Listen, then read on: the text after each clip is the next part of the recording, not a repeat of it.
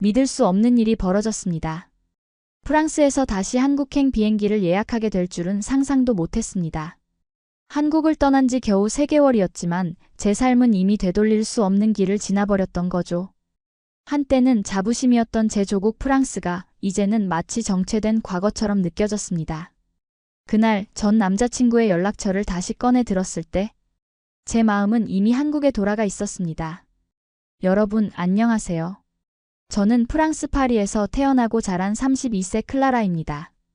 국제 마케팅 업무를 하며 20대 중반부터 7년간 한국에서 직장 생활을 했고 언어도 문화도 익숙해질 만큼 그곳에서 인생의 가장 빛나는 시간을 보냈습니다. 하지만 지난 봄 한국 회사에서 퇴사한 뒤 잠시 휴식기를 갖고자 고향인 프랑스로 돌아오게 되었습니다. 가족도 보고 삶의 속도도 늦춰보자는 생각이었죠. 그땐 몰랐습니다.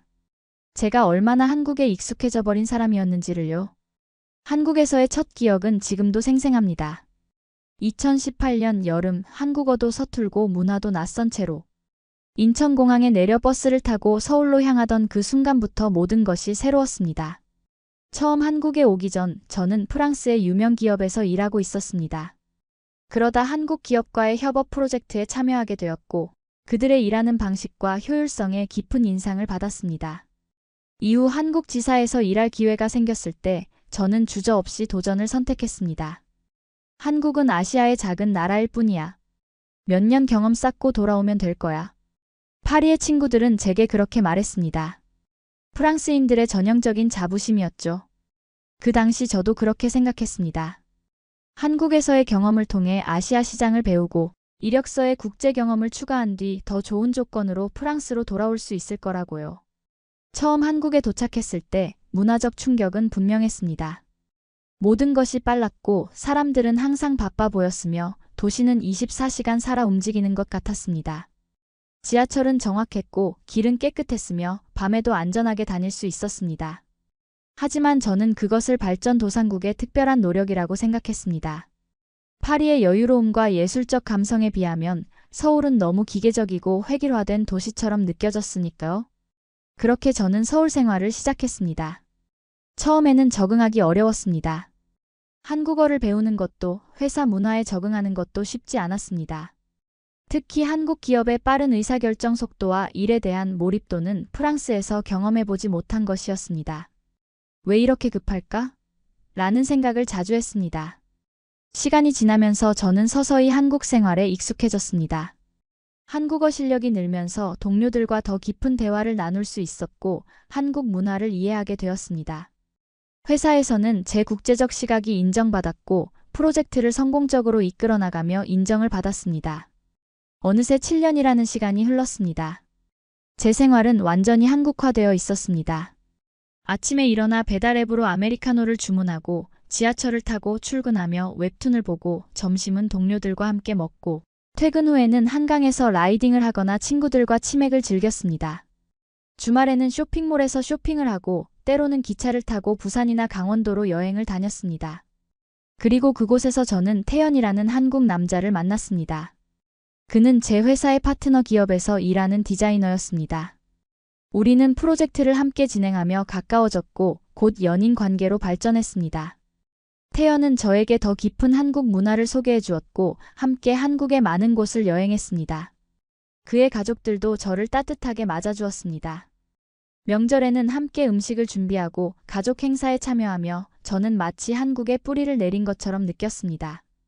그러나 7년이 지난 후 저는 문득 갈림길에 서게 되었습니다. 회사에서는 승진의 기회가 있었지만 한편으로는 고향에 대한 그리움도 커져갔습니다. 부모님도 점점 나이가 들어가고 있었고 동생의 결혼식도 다가오고 있었습니다. 그리고 솔직히 말하자면 태연과의 관계도 약간의 변화를 겪고 있었습니다. 결혼에 대해 생각해 본 적 있어? 어느 날 태연이 물었습니다. 그 질문은 제게 큰 압박으로 다가왔습니다. 제가 한국에서 미래를 꾸려나갈 준비가 되어 있는지, 정말로 이곳에 영원히 정착할 수 있을지 확신이 서지 않았습니다. 그리고 그때 프랑스의 가족들로부터 잠시 돌아와 달라는 요청이 있었습니다. 잠시만 돌아가자. 생각할 시간이 필요해. 저는 그렇게 결정했습니다. 태연에게는 우리 관계를 다시 생각해보고 싶다고 말했고 회사에는 몇 개월간의 휴직을 신청했습니다. 모두가 이해해 주었고 저는 7년 만에 프랑스로 돌아갔습니다. 그때는 몰랐습니다. 제 인생이 완전히 뒤바뀔 거라는 사실을요. 귀국 후 처음 몇 주는 낭만적이었습니다. 파리의 카페에서 크루아상과 에스프레소를 즐기고 센 강변을 산책하며 루브르 박물관과 오르세 미술관을 다시 방문했습니다. 오랜만에 만난 친구들과 와인을 마시며 밤늦게까지 대화를 나눴습니다. 프랑스의 음식, 향기, 언어가 그리웠다는 사실을 다시 한번 느꼈습니다. 가족들과 다시 함께하는 시간도 행복했습니다. 어머니의 요리를 먹으며 아버지와 정치 이야기를 나누고 동생의 결혼 준비를 도왔습니다. 모든 것이 완벽해 보였습니다. 역시 고향이 좋아라는 생각이 들었습니다. 하지만 그 행복감은 오래가지 않았습니다. 처음으로 충격을 받은 것은 행정 시스템이었습니다. 운전면허증을 갱신하기 위해 관공서를 방문했는데 담당자는 필요한 서류가 부족하다며 다른 날 다시 오라고 했습니다. 온라인으로 미리 예약을 했음에도 불구하고 이 시간을 기다려야 했고 결국 그날 일을 처리하지 못했습니다. 인터넷으로 신청하면 안 되나요? 제가 물었습니다. 가능은 하지만 시스템이 자주 다운됩니다. 직접 방문하시는 게 확실해요. 담당자의 대답이었습니다. 한국에서는 대부분의 행정 업무를 스마트폰 앱으로 해결했던 제게 이런 경험은 믿기 어려웠습니다. 하지만 이건 시작에 불과했습니다. 다음 날 저는 파리의 지하철을 탔습니다. 한국의 지하철과는 너무나도 달랐습니다. 역은 지저분했고 열차는 지연되었으며 에스컬레이터는 고장 나 있었습니다. 사람들은 줄을 서지 않고 밀치며 탑승했고 열차 안에서는 불쾌한 냄새가 났습니다. 한국에서 경험했던 깨끗하고 효율적인 대중교통과는 너무나도 대조적이었습니다. 그날 저녁 저는 온라인으로 식료품을 주문하려고 했습니다. 한국에서는 당일 배송이 당연했지만 여기서는 최소 이틀이 걸린다고 했습니다. 그것도 특정 시간을 지정할 수 없고 오전이나 오후로만 선택할 수 있었습니다. 하루 종일 집에서 기다려야 한다고? 저는 놀랐습니다. 그리고 가장 큰 충격은 의료 시스템이었습니다. 몸이 좋지 않아 병원에 가려고 했는데 예약은 한 달 후에나 가능하다는 대답을 들었습니다. 응급실에 가면 8시간은 기다려야 한다고 했습니다. 한국에서는 같은 날 의사를 만날 수 있었고 검사 결과도 바로 받을 수 있었는데 이건 말도 안 되는 일이었습니다. 점점 더 많은 불편함이 쌓여갔습니다. 카페에서 와이파이가 제대로 작동하지 않았고 식당에서는 종업원들이 불친절했으며 상점에서는 카드 결제가 안 되는 곳도 있었습니다. 기차는 자주 파업으로 운행이 중단되었고 도로는 포트홀로 가득했습니다. 한국에서 당연하게 여겼던 많은 것들이 프랑스에서는 존재하지 않거나 매우 불편했습니다. 그러던 어느 날 저는 우연히 한국 친구와 영상통화를 하게 되었습니다. 그녀는 서울의 카페에서 전화를 받았는데 배경에서 보이는 모든 것이 제게는 이제 너무나 그리운 것들이었습니다. 깔끔한 인테리어, 무료 와이파이, 콘센트가 있는 테이블, 자기 자리를 정리하는 손님들. 그리고 무엇보다 그 효율성과 편리함이 그리웠습니다. 프랑스는 어때? 역시 파리가 최고지? 친구가 물었습니다. 저는 미소를 지으며 대답했지만 내심 복잡한 감정이 들었습니다. 파리는 여전히 아름다웠지만 그 아름다움 뒤에 숨겨진 불편함과 비효율성이 이제는 너무나 선명하게 보였습니다. 한국에서 익숙해진 편리함을 다시 느끼고 싶다는 생각이 들었습니다. 그날 밤 저는 처음으로 태연에게 문자를 보냈습니다. 요즘 어떻게 지내? 라는 간단한 메시지였지만 제 마음속에는 이미 무언가가 변하고 있었습니다. 태연은 곧바로 답장을 보내왔습니다. 잘 지내고 있어. 넌 어때? 파리 생활은 어때? 저는 솔직하게 대답하지 못했습니다. 아직은 제 감정을 정리할 시간이 필요했습니다. 정말로 제가 그리워하는 것이 한국인지 아니면 단순히 태연과의 관계인지 혹은 그저 익숙함 때문인지 확신할 수 없었습니다. 하지만 날이 갈수록 프랑스에서의 불편함은 커져갔고 한국에 대한 그리움도 깊어졌습니다. 저는 이제 프랑스의 식당에서 물을 달라고 해야 하는 것이 불편했고 계산할 때 카드를 꺼내 직접 기계에 넣어야 하는 것이 귀찮았습니다. 택시를 잡기 위해 길에서 기다려야 하는 것도 배달 음식의 선택지가 제한적인 것도 이상하게 느껴졌습니다. 프랑스 친구들은 제가 왜 이렇게 불평이 많아졌는지 이해하지 못했습니다. 이게 다 프랑스의 매력이야. 느리게 살고 여유를 즐기는 거지. 라고 말했습니다. 하지만 제게는 그것이 더 이상 매력으로 느껴지지 않았습니다. 저는 이미 다른 세계를 경험했고 그곳에서의 효율성과 편리함이 얼마나 삶의 질을 높여주는지 알고 있었습니다. 어느 비 오는 날 저는 우연히 한국 뉴스를 보게 되었습니다. 서울, 세계 최고의 스마트시티 1위 선정 그 기사를 읽다가 눈물이 났습니다. 편의점에서 무인 결제하고 카카오로 택시 부르고 병원 예약까지 앱으로 끝냈던 그 모든 일상이 프랑스에선 여전히 꿈이라는 사실에 가슴이 먹먹해졌습니다. 기사에는 서울의 공공 와이파이 커버리지, 전자정부 시스템, 스마트 교통관리, 디지털 헬스케어 등에 대한 내용이 담겨 있었습니다. 모두 제가 한국에서 당연하게 여겼던 것들이었습니다. 그런데 이제는 그것들이 세계적으로 얼마나 앞서 있는지 객관적으로 볼 수 있었습니다. 그리고 문득 제가 한국에서 얼마나 효율적인 삶을 살았는지 깨달았습니다. 아침에 일어나면 스마트폰으로 날씨를 확인하고 출근길에 카페에서 미리 주문한 커피를 픽업했습니다. 점심은 배달앱으로 주문하거나 회사 근처 식당에서 키오스크로 주문했습니다. 퇴근 후에는 집에 도착하기 전에 마트에서 장을 봐서 배송을 시켰고 저녁 식사 후에는 넷플릭스나 왓챠로 영화를 보거나 웹툰을 읽었습니다. 주말에는 앱으로 미용실 예약을 하고 친구들과의 약속 장소는 카카오맵으로 쉽게 찾아갔습니다. 이 모든 것이 한국에서는 너무나 당연했습니다. 하지만 프랑스에서는 이런 편리함을 찾기 어려웠습니다. 제가 살던 아파트에서는 와이파이가 자주 끊겼고 배달앱은 선택지가 제한적이었으며 미용실 예약은 전화로 해야 했습니다. 택시를 부르려면 전화를 걸거나 길에서 기다려야 했고 길을 찾기 위해서는 여전히 종이 지도가 필요한 경우도 있었습니다. 그날 저녁 저는 태연에게 다시 연락했습니다. 이번에는 영상통화였습니다. 화면 속 태연은 여전히 잘생겼고 따뜻한 미소를 짓고 있었습니다. 그의 배경에는 한강이 보였습니다. 그는 퇴근 후 한강에서 자전거를 타고 있었습니다. 오랜만이네. 태연이 말했습니다. 파리는 어때? 저는 솔직하게 대답했습니다. 생각보다 많이 불편해. 한국이 그리워. 태연은 놀란 듯 했지만 곧 미소를 지었습니다. 언제든지 돌아올 수 있어. 여기 모두가 널 기다리고 있어. 그 말을 듣는 순간 제 마음속에 무언가가 확 풀리는 느낌이 들었습니다. 저는 그때 깨달았습니다. 제가 그리워하는 것은 단순히 한국의 편리함이 아니라 그곳에서의 제 삶 전체였다는 것을요. 태연과의 관계, 회사에서의 성취감, 친구들과의 추억, 그리고 그 모든 것이 가능하게 한 한국의 문화와 시스템이었습니다. 영상통화가 끝난 후 저는 오랜만에 한국 드라마를 보기 시작했습니다.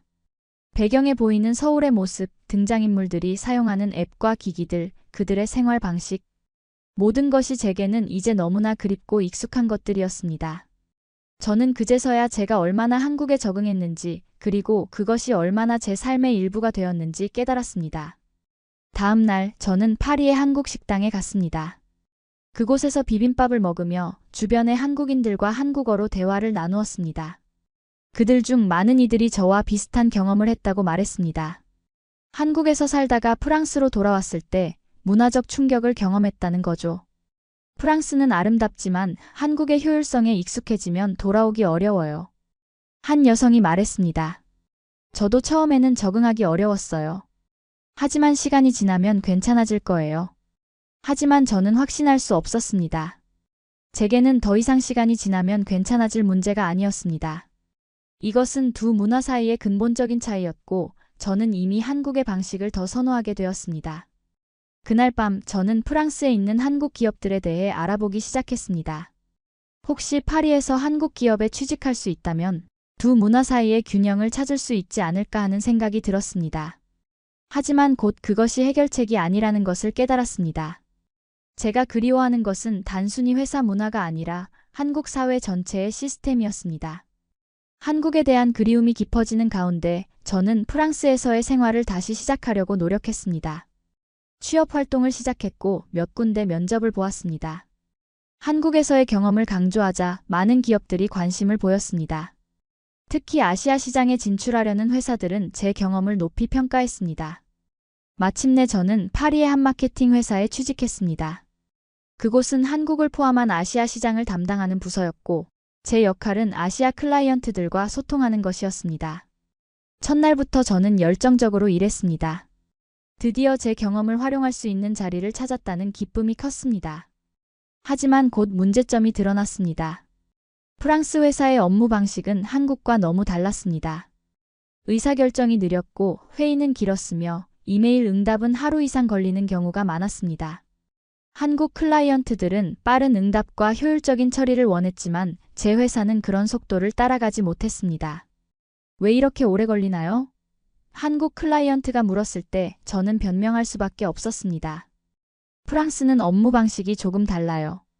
조금만 기다려주시면 최선을 다해 처리하겠습니다. 그러나 내심 저도 답답했습니다. 한국에서 일할 때는 이런 문제가 없었습니다. 결정은 빠르게 이루어졌고 업무는 효율적으로 처리되었으며 클라이언트의 요구에 신속하게 대응할 수 있었습니다. 하지만 여기서는 모든 것이 느렸고 복잡했습니다. 동료들은 제가 너무 서두른다고 생각했습니다. 클라라, 이건 프랑스야. 우리는 일을 위해 사는 게 아니라 살기 위해 일하는 거야. 그들은 종종 그렇게 말했습니다. 하지만 제게는 그것이 변명으로 들렸습니다. 효율적으로 일하는 것과 삶을 즐기는 것이 왜 상충되어야 하나요? 한국에서는 두 가지를 모두 할 수 있었습니다. 일과 후에도 불편함은 계속되었습니다. 한 번은 은행에 가서 계좌 문제를 해결하려 했는데 담당자는 시스템 문제로 당일 처리가 불가능하다고 했습니다. 내일 다시 오세요. 라는 말을 들었을 때 저는 속으로 한숨을 쉬었습니다. 한국에서는 이런 문제가 앱으로 즉시 해결되었을 텐데요. 또 다른 날 저는 스마트폰을 새로 구매하려고 했습니다. 매장에서는 재고가 없다며 일주일 후에 오라고 했습니다. 온라인으로 주문하면 배송까지 5일이 걸린다고 했습니다. 한국에서는 당일 혹은 2일 배송이 당연했는데 이런 차이가 믿기지 않았습니다. 점점 더 한국에 대한 그리움이 커져갔습니다. 저는 파리 곳곳에서 한국의 흔적을 찾아다녔습니다. 한인 마트에서 장을 보고 한국 식당에서 식사를 하고 한국 카페에서 시간을 보냈습니다. 프랑스에 있는 한국 문화원도 자주 방문했습니다. 그곳에서 열리는 한국 영화 상영회나 문화 행사에 참여하면서 잠시나마 그리움을 달랬습니다. 그러던 어느 날 문화원에서 한국의 디지털 혁신에 관한 강연이 있었습니다. 강연자는 한국의 전자정부 시스템, 오지 인프라, 스마트시티 프로젝트 등에 대해 설명했습니다. 그리고 마지막에 이런 말을 했습니다. 한국은 이미 디지털 미래에 살고 있습니다. 다른 나라들이 아직 계획을 세우고 있을 때 한국은 이미 그것을 실현하고 있죠. 그 말이 제 마음에 깊이 와닿았습니다. 맞습니다. 한국은 미래에 살고 있었습니다. 그리고 저는 그 미래를 경험했던 사람으로서 이제 과거로 돌아온 것 같은 느낌이었습니다. 강연이 끝난 후 저는 강연자와 이야기를 나눌 기회가 있었습니다. 그분은 한국에서 오신 IT 전문가였는데 저의 이야기를 듣고 공감해 주셨습니다.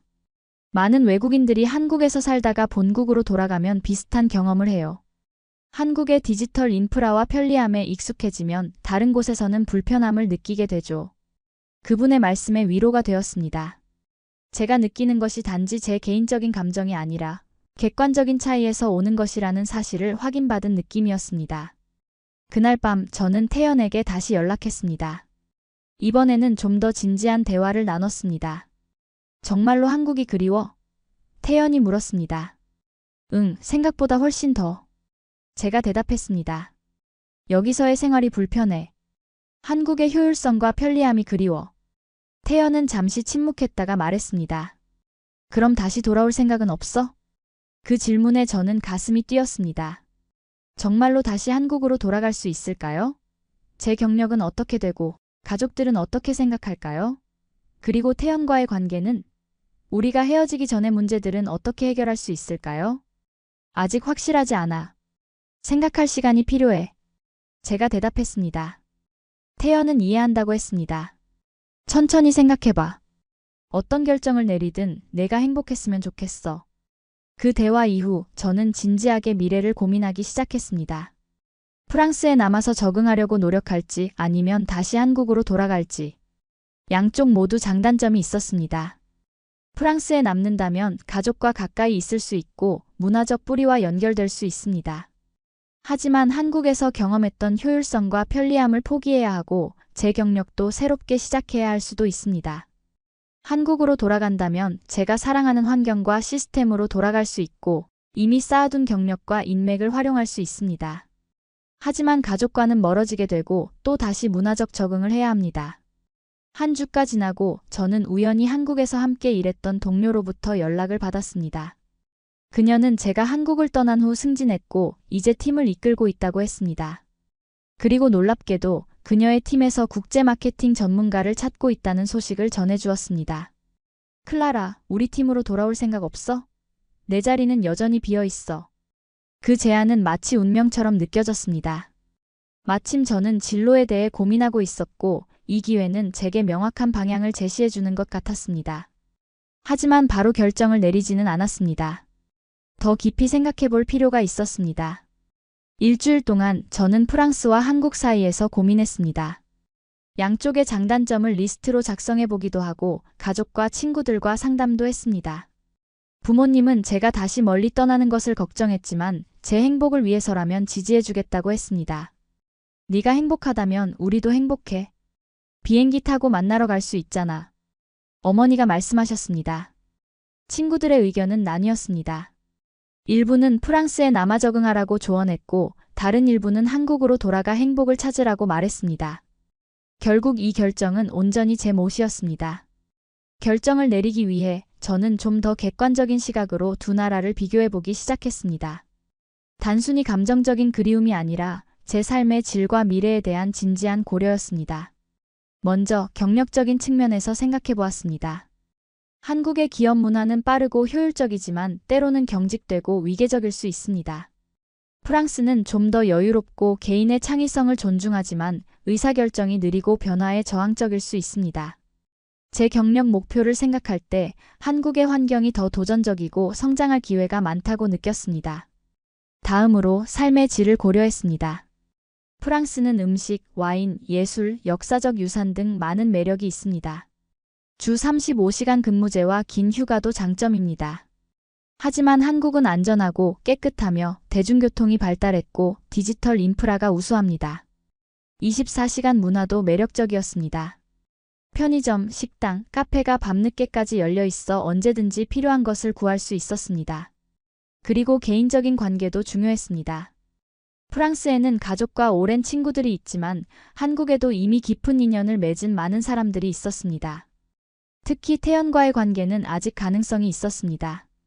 우리가 헤어진 것은 제가 한국을 떠나야 했기 때문이었지 서로에 대한 감정이 식었기 때문이 아니었습니다. 마지막으로 미래에 대한 전망을 생각해 보았습니다. 한국은 빠르게 발전하고 있고 많은 글로벌 기업들이 진출하고 있었습니다. 국제적인 인재에 대한 수요도 높았습니다. 반면 프랑스는 안정적이지만 경제적 성장은 더디고 젊은 세대의 취업 기회도 제한적이었습니다. 모든 것을 고려했을 때 저는 점점 더 한국으로 돌아가는 쪽으로 마음이 기울었습니다. 그것은 단순히 편리함과 효율성 때문만이 아니라 제 성장과 행복을 위한 더 나은 환경이라고 느꼈기 때문입니다. 결정적인 순간은 우연히 찾아왔습니다. 파리의 한 카페에서 신문을 읽고 있을 때였습니다. 프랑스의 한 경제지에 한국의 디지털 혁신에 관한 특집 기사가 실려 있었습니다. 기사는 한국이 어떻게 팬데믹 이후 디지털 전환을 가속화했는지, 그리고 그것이 경제 회복에 어떤 영향을 미쳤는지를 분석하고 있었습니다. 기사의 마지막 문장이 제 마음에 깊이 와닿았습니다. 프랑스가 배울 점이 많은 나라, 그것이 바로 한국이다. 그 순간 저는 확신했습니다. 제가 있어야 할 곳은 한국이었습니다. 제가 경험하고 배운 것들을 다시 활용할 수 있는 곳, 제가 성장하고 발전할 수 있는 곳, 그리고 무엇보다 제가 행복할 수 있는 곳이었습니다. 그날 저녁 저는 태연에게 연락했습니다. 한국으로 돌아가려고 해. 우리 다시 만날 수 있을까? 태연의 답장은 간단했지만 제 마음을 따뜻하게 했습니다. 언제든지 환영이야. 네가 오기를 기다리고 있을게. 그리고 다음 날 저는 이전 직장의 동료에게 연락해 제안을 수락했습니다. 한 달 안에 서울로 돌아갈 예정이라고 말했습니다. 그녀는 기뻐하며 빨리 돌아오라고 했습니다. 이제 남은 것은 가족들에게 알리는 일이었습니다. 저녁 식사 자리에서 저는 제 결정을 발표했습니다. 예상대로 부모님은 섭섭해하셨지만 이해해 주셨습니다. 가끔 보러 와.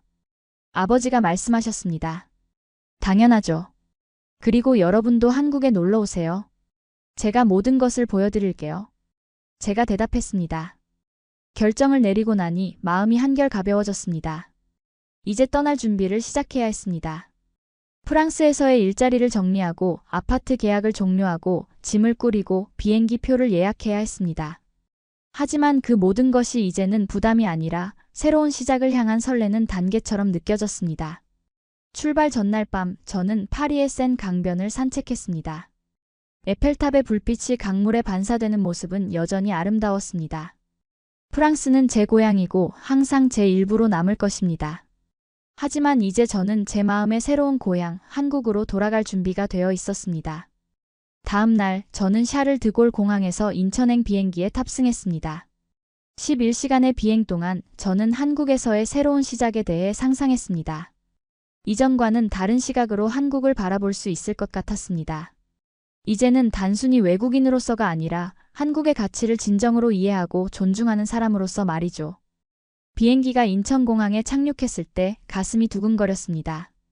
입국장에서 나오자 태연이 기다리고 있었습니다. 그의 미소를 보는 순간 제가 올바른 결정을 내렸다는 확신이 들었습니다. 돌아온 걸 환영해. 태연이 말했습니다. 우리는 공항철도를 타고 서울로 향했습니다. 창밖으로 보이는 한국의 풍경이 너무나 반가웠습니다. 정돈된 도로, 빠르게 지나가는 KTX, 강 주변에 늘어선 아파트 단지들. 모든 것이 예전과 같으면서도 이제는 더욱 소중하게 느껴졌습니다. 서울에 도착해 첫 번째로 한 일은 핸드폰을 개통하는 것이었습니다. 통신사 매장에서 30분 만에 모든 절차가 완료되었고 바로 카카오톡과 네이버 앱을 다운로드했습니다. 다시 한국의 디지털 생태계에 연결되는 순간 마치 집에 돌아온 것 같은 느낌이 들었습니다. 그날 저녁 태연과 함께 한강공원을 산책했습니다. 한강을 따라 조성된 공원에는 많은 사람들이 자전거를 타거나 조깅을 하고 있었습니다. 밤에도 안전하고 깨끗한 공공공간이 있다는 것이 얼마나 소중한지 이제야 깨달았습니다. 파리의 센 강도 아름답지만 한강은 더 활기차고 안전해. 제가 말했습니다. 태연은 웃으며 대답했습니다. 네가 한국을 그렇게 좋아할 줄은 몰랐어. 나도 몰랐어. 떠나보니까 알게 됐지. 제가 대답했습니다. 다음 날 저는 새로운 회사에 출근했습니다. 예전에 함께 일했던 동료들이 반갑게 맞아주었고 새로운 팀원들도 친절하게 대해주었습니다. 회사는 제가 떠났을 때보다 더 성장해 있었고 제가 맡게 될 프로젝트도 흥미로웠습니다. 국제적인 배경을 가진 제가 중요한 역할을 할 수 있을 것 같았습니다. 한국에서의 새로운 생활이 시작되었습니다.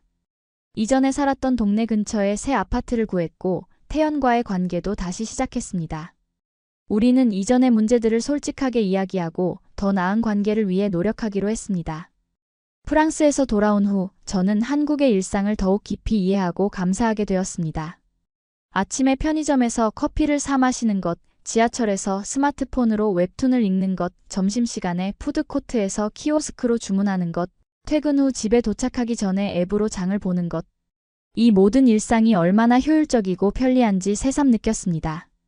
특히 한국의 의료 시스템은 제게 큰 감동을 주었습니다. 건강검진을 받기 위해 병원에 갔을 때 모든 과정이 디지털화되어 있고 효율적으로 운영되는 것을 보았습니다. 예약부터 검사, 결과 확인까지 모든 것이 신속하게 이루어졌습니다. 프랑스에서는 상상할 수 없는 속도였습니다. 회사에서도 한국의 효율성을 다시 한번 경험했습니다. 회의는 정시에 시작하고 끝났으며 의사결정은 빠르게 이루어졌습니다. 카카오톡과 이메일을 통한 빠른 소통, 클라우드 기반의 협업 도구들, 그리고 모두가 공유하는 빨리빨리 문화가 업무의 효율성을 높여주었습니다. 그리고 무엇보다 한국 사회의 안전함과 편리함이 제 삶의 질을 크게 향상시켰습니다. 밤늦게 혼자 걸어도 안전하다는 느낌, 24시간 운영되는 편의점과 식당들, 어디서나 이용할 수 있는 고속 인터넷, 그리고 항상 새로운 기술과 서비스가 등장하는 역동적인 분위기. 이 모든 것이 제게는 이제 당연한 것이 아니라 감사해야 할 특권처럼 느껴졌습니다. 한국으로 돌아온 지 6개월이 지났습니다. 이제 저는 완전히 정착했고 제 삶은 안정을 찾았습니다. 회사에서의 업무도 순조롭게 진행되고 있었고 태연과의 관계도 더욱 깊어졌습니다. 그리고 무엇보다 제가 한국을 선택한 것에 대해 단 한 번도 후회한 적이 없었습니다. 어느 날 프랑스에서 대학 친구가 서울을 방문했습니다. 소피는 관광차 아시아 여행을 하고 있었고 서울이 그녀의 첫 번째 목적지였습니다. 저는 그녀에게 서울을 소개해 주기로 했습니다. 와, 여기 정말 깨끗하고 모든 게 효율적이네. 공항에서 서울로 오는 길에 소피가 말했습니다.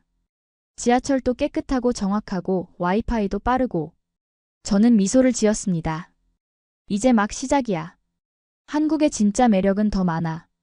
저는 소피에게 서울의 다양한 모습을 보여주었습니다. 전통과 현대가 공존하는 광화문 광장, 활기찬 에너지가 넘치는 홍대와 강남, 그리고 평화로운 자연이 있는 남산과 한강공원까지.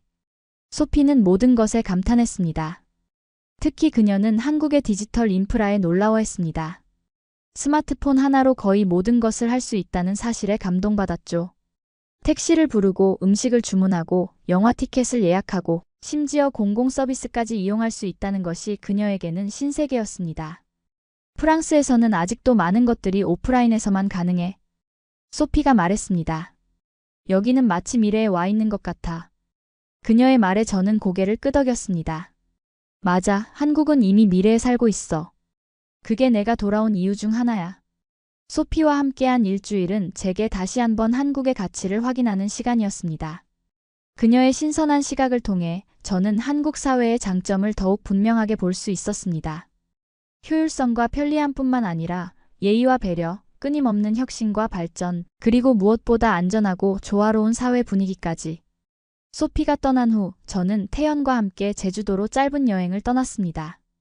비행기 예약부터 렌터카, 숙소, 관광지 입장권까지 모든 것을 앱으로 간편하게 해결했습니다. 여행 중에도 내비게이션 앱이 최적의 경로를 안내해 주었고 맛집은 리뷰 앱을 통해 쉽게 찾을 수 있었습니다. 제주도의 아름다운 자연을 즐기며 저는 태연에게 물었습니다. 한국이 이렇게 발전한 이유가 뭐라고 생각해? 태연은 잠시 생각하더니 대답했습니다. 아마도 위기를 기회로 바꾸는 능력 때문일 거야. 한국은 항상 어려운 상황에서도 혁신을 통해 발전해왔어. 그리고 변화를 두려워하지 않는 문화도 한몫했고. 저는 고개를 끄덕였습니다. 맞습니다. 한국은 끊임없이 변화하고 발전하는 나라였습니다. 그것이 때로는 빠른 속도로 인한 압박감을 주기도 하지만 결국 그 변화는 더 나은 미래를 향한 것이었습니다. 여행에서 돌아온 후 저는 프랑스의 가족들에게 영상통화를 했습니다. 그들은 제가 한국에서 행복하게 지내는 모습을 보고 안심했습니다. 부모님은 여름휴가 때 한국을 방문하기로 계획을 세우고 계셨습니다. 네가 그렇게 좋아하는 나라가 어떤 곳인지 우리도 직접 보고 싶구나. 어머니가 말씀하셨습니다. 정말 좋을 거예요. 여러분도 한국의 매력에 빠지게 될 거예요. 제가 자신 있게 대답했습니다. 한국에 돌아온 지 1년이 지났습니다. 이 기간 동안 저는 많은 변화와 성장을 경험했습니다. 회사에서는 승진을 했고 태연과는 결혼을 약속했습니다. 그리고 무엇보다 저는 이제 한국을 제 두 번째 고향으로 진정으로 받아들였습니다. 여름에는 부모님이 한국을 방문했습니다. 그들에게 한국의 다양한 모습을 보여주는 것은 큰 기쁨이었습니다. 처음에는 문화적 차이에 적응하기 어려워하셨지만 점차 한국의 매력에 빠져들기 시작하셨습니다. 특히 아버지는 한국의 대중교통 시스템에 감탄하셨습니다. 정확한 시간에 도착하는 지하철, 깨끗한 버스, 그리고 어디서나 쉽게 이용할 수 있는 택시 앱까지. 프랑스의 대중교통과 비교하며 한국이 얼마나 앞서 있는지 인정하셨습니다. 어머니는 한국의 의료 시스템에 놀라셨습니다. 갑자기 감기 증상이 있어서 병원에 방문했는데 접수부터 진료, 약 처방까지 모든 과정이 신속하게 이루어졌습니다. 프랑스에서는 의사를 만나기까지 몇 주를 기다려야 하는 경우가 많은데 한국에서는 당일에 모든 것이 해결되었습니다. 이제 왜 네가 한국을 선택했는지 이해가 돼. 떠나기 전날 저녁 아버지가 말씀하셨습니다. 여기는 정말 효율적이고 안전한 나라구나. 프랑스도 많이 배워야 할 것 같아. 부모님의 방문은 제게 큰 의미가 있었습니다. 그들이 제 선택을 이해하고 지지해주는 것이 무엇보다 중요했거든요. 이제 저는 더 이상 두 문화 사이에서 갈등하지 않고 양쪽의 장점을 받아들이며 살 수 있게 되었습니다. 부모님이 떠난 후 저는 SNS에 한국 생활에 대한 글을 올리기 시작했습니다. 프랑스어와 영어로 한국의 일상, 문화, 기술 등에 대해 소개했습니다. 처음에는 그저 가족과 친구들에게 제 생활을 공유하기 위한 것이었지만 점차 많은 사람들이 관심을 보이기 시작했습니다. 한국은 정말 그렇게 발전된 나라인가요? 일상생활이 정말 그렇게 편리한가요? 프랑스인으로서 적응하기 어렵지 않나요? 많은 질문들이 쏟아졌고 저는 솔직하게 제 경험을 공유했습니다. 특히 프랑스 친구들 중에는 한국에 관심을 갖게 된 이들이 많아졌습니다. 한국 문화에 대한 관심이 높아지면서 한국 여행을 계획하거나 심지어 한국에서 일할 기회를 찾는 친구들도 생겼습니다. 저는 그들에게 조언을 해주고 때로는 한국 회사와 연결해주기도 했습니다. 어느 날 프랑스의 한 경제지로부터 인터뷰 요청을 받았습니다. 그들은 왜 프랑스인이 한국을 선택했는가라는 주제로 특집 기사를 준비하고 있었고 제 이야기에 관심을 보였습니다. 저는 기꺼이 수락했고 한국과 프랑스의 차이점, 한국의 장점, 그리고 제가 한국을 선택한 이유에 대해 솔직하게 이야기했습니다. 인터뷰가 출판된 후 더 많은 관심이 쏟아졌습니다. 프랑스 TV 채널에서도 연락이 왔고 한국의 언론에서도 관심을 보였습니다. 저는 갑자기 문화 간 소통자라는 새로운 역할을 맡게 되었습니다. 한국과 프랑스, 동양과 서양 사이의 다리 역할을 하게 된 것입니다. 이런 경험을 통해 저는 제 선택이 단순히 개인적인 결정이 아니라 더 큰 의미를 가지고 있다는 것을 깨달았습니다. 제가 한국을 선택한 이유와 한국에서의 경험을 공유함으로써 다른 사람들에게 새로운 시각을 제공하고 문화적 편견을 넘어서는 데 기여할 수 있었습니다. 회사에서도 저의 이런 활동을 긍정적으로 평가했습니다. 제 경험과 네트워크가 회사의 국제적 이미지와 사업 확장에 도움이 된다고 생각했기 때문입니다. 덕분에 저는 국제 마케팅 팀의 리더로 승진하게 되었고 더 많은 책임과 기회를 갖게 되었습니다. 태연과의 관계도 더욱 깊어졌습니다. 우리는 서로의 문화적 배경을 존중하며 양쪽의 장점을 받아들이는 관계를 만들어가고 있었습니다. 결혼 계획도 구체화되었고 양가 부모님들도 만남을 가졌습니다. 문화적 차이가 있었지만 서로를 이해하고 존중하는 마음으로 모든 것을 해결해 나갔습니다. 한국 생활 2년째, 저는 완전히 이곳에 뿌리를 내렸다고 느꼈습니다. 한국어 실력도 더욱 향상되어 이제는 거의 모든 상황에서 불편함 없이 소통할 수 있게 되었습니다. 한국의 문화와 관습에도 더욱 익숙해져서 이제는 외국인으로서가 아니라 이곳의 일원으로 살아가고 있다고 느꼈습니다. 그리고 무엇보다 저는 한국의 발전과 혁신을 직접 경험하며 성장하고 있었습니다. 디지털 전환, 인공지능, 로봇공학 등 첨단 기술 분야에서 한국은 세계적인 리더로 자리 잡고 있었고 그 중심에서 일할 수 있다는 것은 큰 특권이었습니다. 태연과 저는 결혼식 날짜를 정했습니다. 한국과 프랑스의 문화를 조화롭게 담아낸 결혼식을 계획했고 양국의 가족과 친구들이 모두 참석할 수 있도록 준비했습니다. 그것은 단순한 결혼식이 아니라 두 문화의 만남과 화합을 상징하는 행사가 될 것이었습니다.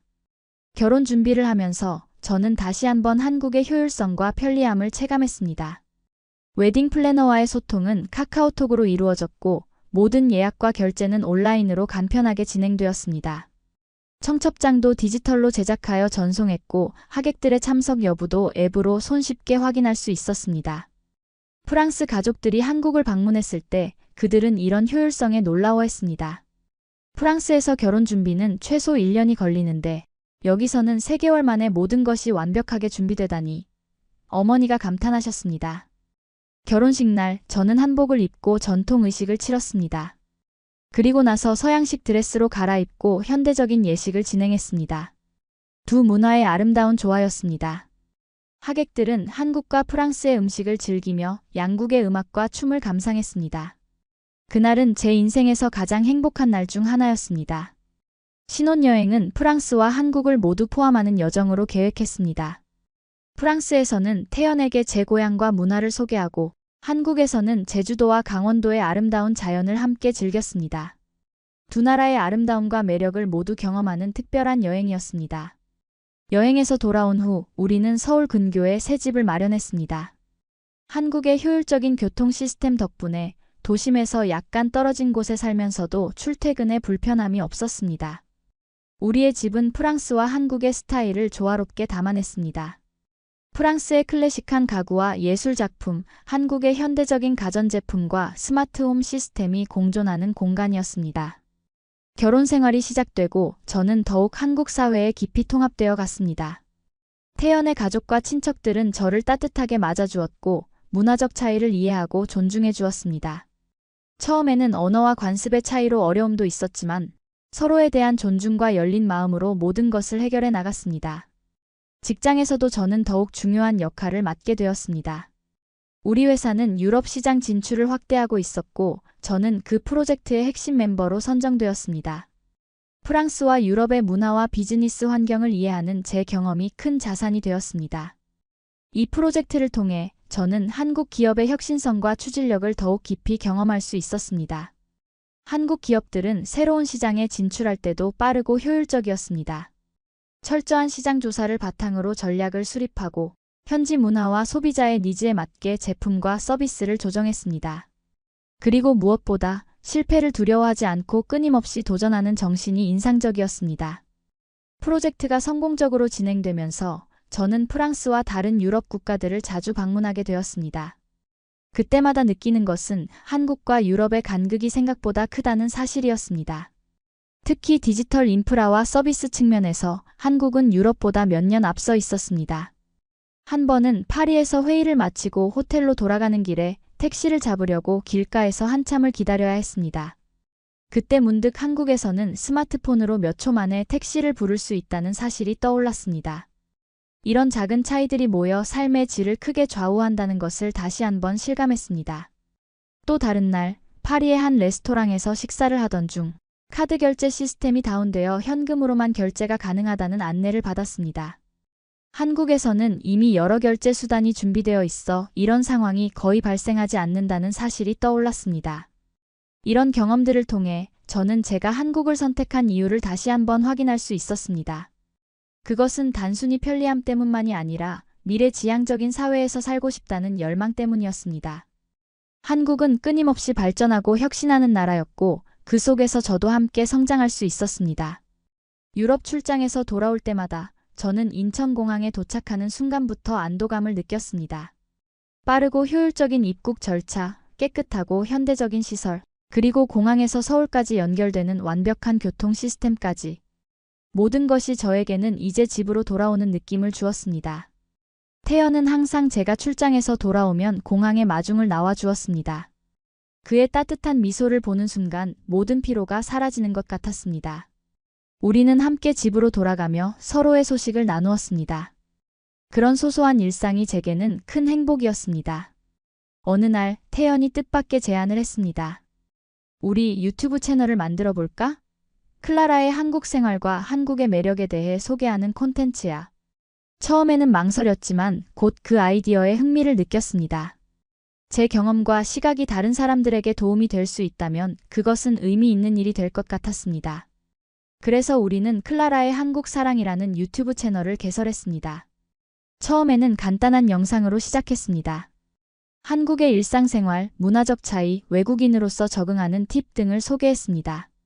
점차 콘텐츠의 범위를 넓혀 한국의 기술과 혁신, 비즈니스 문화, 관광 명소 등 다양한 주제를 다루기 시작했습니다. 놀랍게도 채널은 빠르게 인기를 얻었습니다. 특히 유럽과 북미의 시청자들이 많았고 한국에 관심이 있거나 한국 방문을 계획하는 사람들이 주로 시청했습니다. 댓글 섹션에는 많은 질문과 감사의 메시지가 쏟아졌고 우리는 성실하게 소통하며 채널을 키워나갔습니다. 채널이 성장하면서 우리는 더 다양한 콘텐츠를 만들기 시작했습니다. 한국의 다양한 지역을 소개하는 여행 브이로그, 한국 요리를 배우는 쿠킹 클래스, 한국어 학습 팁, 그리고 한국의 최신 기술과 트렌드를 소개하는 영상까지. 모든 콘텐츠는 제 솔직한 경험과 시각을 바탕으로 했고 그래서 많은 사람들이 공감하고 신뢰할 수 있었습니다. 특히 인기 있었던 시리즈는 프랑스 vs 한국이었습니다. 두 나라의 문화, 생활 방식, 인프라, 음식 등을 비교하는 콘텐츠였죠. 저는 항상 공정하게 양쪽의 장단점을 소개하려고 노력했지만 많은 시청자들은 한국의 효율성과 편리함에 놀라워했습니다. 한국이 정말 그렇게 발전된 나라인가요? 정말 밤에도 안전하게 다닐 수 있나요? 모든 행정 업무를 앱으로 처리할 수 있다니 믿기지 않아요. 많은 댓글들이 한국의 발전상에 대한 놀라움을 표현했습니다. 이런 반응들을 보면서 저는 제가 이미 한국의 일상에 너무 익숙해져 있다는 사실을 깨달았습니다. 제게는 당연한 것들이 다른 나라 사람들에게는 놀라운 혁신으로 보였습니다. 그리고 그런 시각의 차이를 통해 저는 다시 한번 한국의 가치를 새롭게 볼 수 있었습니다. 유튜브 채널이 성공적으로 운영되면서 저는 점점 더 많은 기회를 얻게 되었습니다. 한국관광공사에서 연락이 와서 한국을 소개하는 공식 홍보 영상에 출연해달라는 제안을 받았고, 여러 기업들로부터도 협찬 제안이 들어왔습니다. 하지만 가장 뜻밖의 제안은 한국의 한 방송사에서 왔습니다. 그들은 외국인의 시각에서 한국을 재발견하는 다큐멘터리 시리즈를 기획하고 있었고, 저를 메인 MC로 섭외하고 싶다고 했습니다. 처음에는 두려움도 있었지만 태연의 격려로 용기를 내어 수락했습니다. 다큐멘터리는 한국의 다양한 지역과 문화를 소개하는 내용이었습니다. 저는 카메라 앞에서 솔직하고 자연스럽게 제 생각과 느낌을 표현했고, 시청자들은 그런 진정성에 호응했습니다. 프로그램은 예상보다 높은 시청률을 기록했고 2시즌까지 제작되었습니다. 방송 활동을 통해 저는 한국의 더 많은 면모를 발견할 수 있었습니다. 촬영을 위해 전국 각지를 다니면서 저는 서울 밖의 한국을 경험했습니다. 부산의 활기찬 시장과 아름다운 해변, 전주의 전통 한옥과 맛있는 음식, 경주의 역사적 유적, 제주도의 환상적인 자연까지. 한국은 제가 생각했던 것보다 훨씬 다양하고 풍부한 나라였습니다.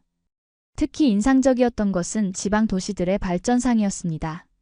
서울만큼은 아니지만 다른 도시들도 스마트시티로의 전환을 활발히 진행하고 있었고, 각자의 특색을 살린 발전 전략을 추진하고 있었습니다. 이것은 프랑스와 큰 차이점이었습니다. 프랑스는 파리를 중심으로 발전이 이루어지고 지방 도시들은 상대적으로 소외되는 경향이 있었거든요. 다큐멘터리 촬영 중에 만난 많은 한국인들도 제게 깊은 인상을 남겼습니다. 그들의 환대와 친절함, 그리고 무엇보다 열정과 근면함이 인상적이었습니다. 어디를 가든 사람들은 자신의 일에 자부심을 가지고 최선을 다하고 있었습니다. 그것이 한국이 빠르게 발전할 수 있는 원동력이라고 느꼈습니다. 방송 활동이 끝난 후 저는 더 큰 꿈을 갖게 되었습니다. 단순히 한국의 매력을 소개하는 것을 넘어 한국과 프랑스, 나아가 아시아와 유럽 사이의 문화적, 경제적 교류를 촉진하는 일을 하고 싶었습니다.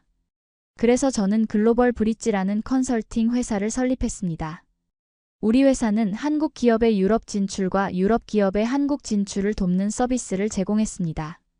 단순한 통역이나 번역을 넘어 문화적 차이를 이해하고 효과적인 커뮤니케이션 전략을 수립하는 데 중점을 두었습니다. 태연도 그의 디자인 역량을 활용해 회사에 합류했고 우리는 함께 사업을 키워나갔습니다. 창업 초기에는 어려움도 많았습니다. 사업 계획을 세우고 고객을 유치하고 법적, 행정적 절차를 밟는 과정에서 많은 도전이 있었습니다. 하지만 한국의 효율적인 시스템 덕분에 우리는 상상했던 것보다 빠르게 회사를 설립하고 운영할 수 있었습니다. 특히 한국의 스타트업 지원 정책은 큰 도움이 되었습니다. 정부와 지자체에서 제공하는 다양한 지원 프로그램, 창업 공간, 멘토링 서비스 등을 활용하면서 우리 회사는 안정적으로 성장할 수 있었습니다. 이런 경험을 통해 저는 한국이 얼마나 창업하기 좋은 환경인지 다시 한번 실감했습니다. 회사가 자리를 잡아가면서 우리는 더 다양한 서비스를 개발했습니다. 문화교류 프로그램, 비즈니스 매칭 서비스, 현지화 컨설팅 등 클라이언트의 니즈에 맞는 맞춤형 솔루션을 제공했습니다. 그리고 무엇보다 제 개인적인 경험과 이야기가 우리 회사의 가장 큰 자산이 되었습니다. 많은 한국 기업들이 유럽 시장 진출을 위해 우리 회사에 도움을 요청했고, 유럽 기업들도 한국 시장에 관심을 갖고 우리를 찾아왔습니다. 그들에게 저는 단순한 컨설턴트가 아니라 두 문화를 모두 이해하고 경험한 문화 번역가였습니다. 제 이야기와 경험이 그들에게 영감과 용기를 주었고 그것이 저에게는 큰 보람이었습니다. 한국에서의 생활이 5년째로 접어들면서 저는 이제 완전히 이곳에 뿌리를 내렸다고 느꼈습니다. 한국어는 거의 원어민 수준으로 유창해졌고 한국의 문화와 관습도 자연스럽게 받아들이게 되었습니다. 물론 여전히 프랑스인으로서의 정체성을 유지하고 있었지만 이제는 두 문화 사이에서 균형을 찾을 수 있게 되었습니다. 태연과의 결혼 생활도 안정적이고 행복했습니다. 우리는 서로의 문화적 배경을 존중하며 양쪽의 장점을 조화롭게 삶에 적용했습니다. 우리 집에서는 한국어와 프랑스어가 자연스럽게 섞여 사용되었고, 식탁에는 한국 음식과 프랑스 요리가 함께 올라왔습니다. 이런 문화적 다양성이 우리 삶을 더욱 풍요롭게 만들었습니다. 회사도 꾸준히 성장하고 있었습니다. 이제는 서울 본사 외에도 파리에 지사를 설립했고 10명 이상의 직원들이 함께 일하고 있었습니다. 우리의 클라이언트 리스트에는 한국과 유럽의 주요 기업들이 포함되어 있었고 여러 성공적인 프로젝트를 통해 회사의 명성도 높아졌습니다. 하지만 가장 큰 변화는 제 개인적인 삶에서 일어났습니다. 저와 태연은 부모가 되었습니다. 우리의 첫 아이 아름이가 태어난 것입니다. 그녀는 한국과 프랑스의 혼혈로 두 문화의 아름다움을 모두 물려받았습니다. 우리는 그녀가 두 문화를 모두 이해하고 사랑하며 자라기를 바랐습니다. 아이를 키우면서 저는 한국의 또 다른 측면을 경험하게 되었습니다. 한국의 육아 환경과 교육 시스템이었습니다. 처음에는 문화적 차이로 인해 혼란스러운 부분도 있었지만 점차 한국의 방식을 이해하고 받아들이게 되었습니다. 특히 인상적이었던 것은 한국의 가족 중심적인 문화였습니다. 아이가 태어나자 태연의 부모님은 물론이고 친척들까지 모두 우리를 도와주었습니다. 음식을 준비해주고 아이를 봐주고 육아 조언을 해주었습니다. 이런 가족의 지원은 프랑스에서는 경험하기 어려운 것이었고 저는 그 따뜻함과 유대감에 깊은 감동을 받았습니다. 한국 의제시도 아이 계속 편집 한국의 육아 인프라도 놀라웠습니다.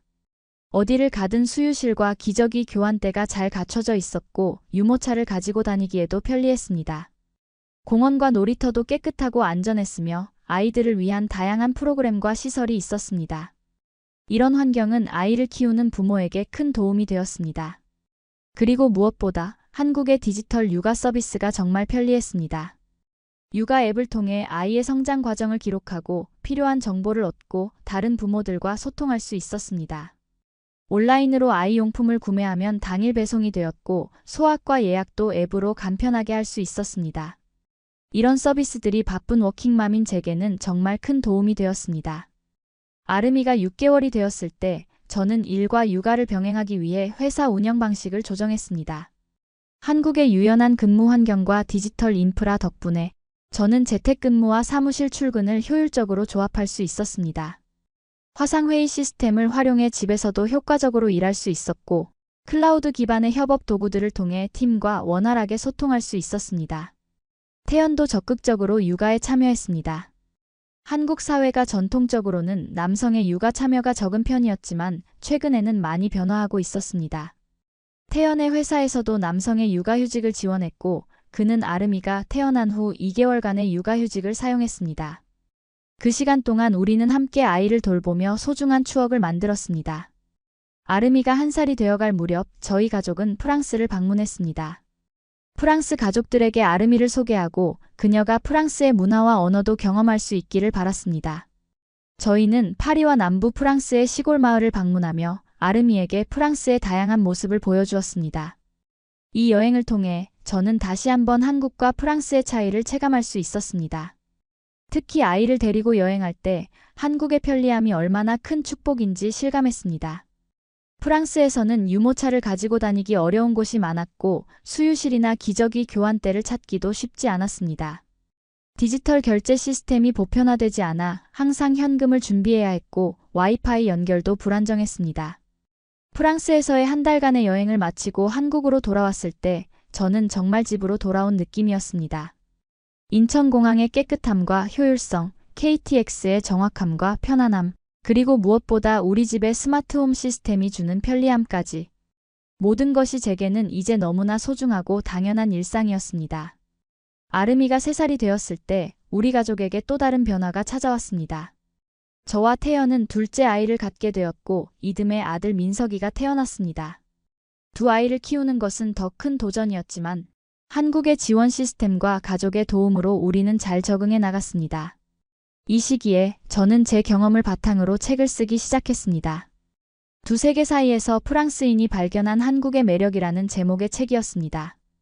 이 책에서 저는 한국과 프랑스의 문화적 차이, 한국 사회의 장단점, 그리고 제가 어떻게 한국에 적응하고 이곳을 사랑하게 되었는지에 대해 솔직하게 썼습니다. 책은 예상보다 큰 성공을 거두었습니다. 한국에서는 외국인의 시각으로 본 한국 사회에 대한 신선한 통찰로 주목받았고, 프랑스에서는 빠르게 변화하는 한국에 대한 최신 정보로 인기를 끌었습니다. 책은 여러 언어로 번역되었고, 저는 한국과 프랑스를 오가며 북투어를 진행했습니다.